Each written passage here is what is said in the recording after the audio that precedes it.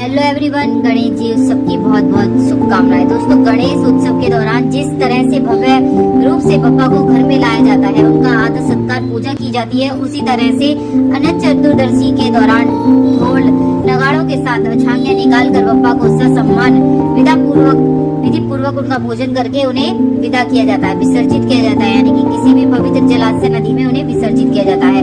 कुछ लोग 1.5 दिन के लिए, कुछ 3 के लिए और कुछ 5 दिन के लिए, कुछ 7 दिन के लिए इस तरह से बप्पा को घर लाते हैं और उन्हें विसर्जित करते हैं। उनका आदर सत्कार करके उन्हें विसर्जित किया जाता है।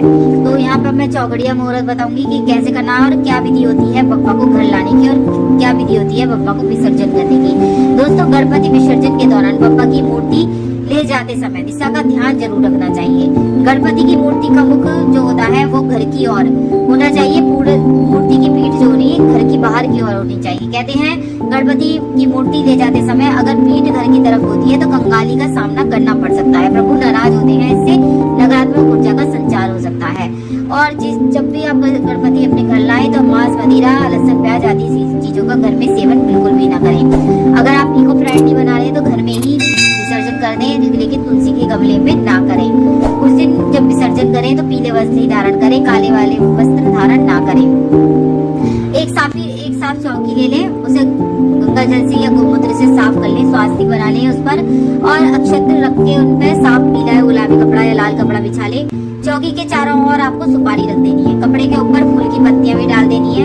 अब श्री गणेश को अपने मतलब उनके जयघोष से स्थापना करना, उस चौकी के ऊपर विराजित करना है पार्टी पर, और उस पर फिर फल रखना है, पूजा करनी है आपको, वस्त्र अर्पित करने, दक्षिणा देनी है, 5 मोदक भी रखने हैं।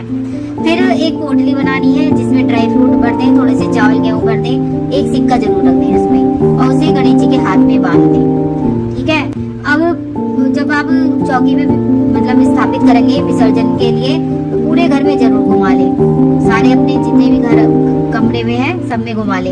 और उससे पहले विसर्जन को ले जाने से पहले आपको उनके कान पे अपनी मनोकामना कह देनी है। जिसको कहनी है वो मनोकामना कह दे। उसके बाद ही विसर्जन के लिए आपको लेके जाना है।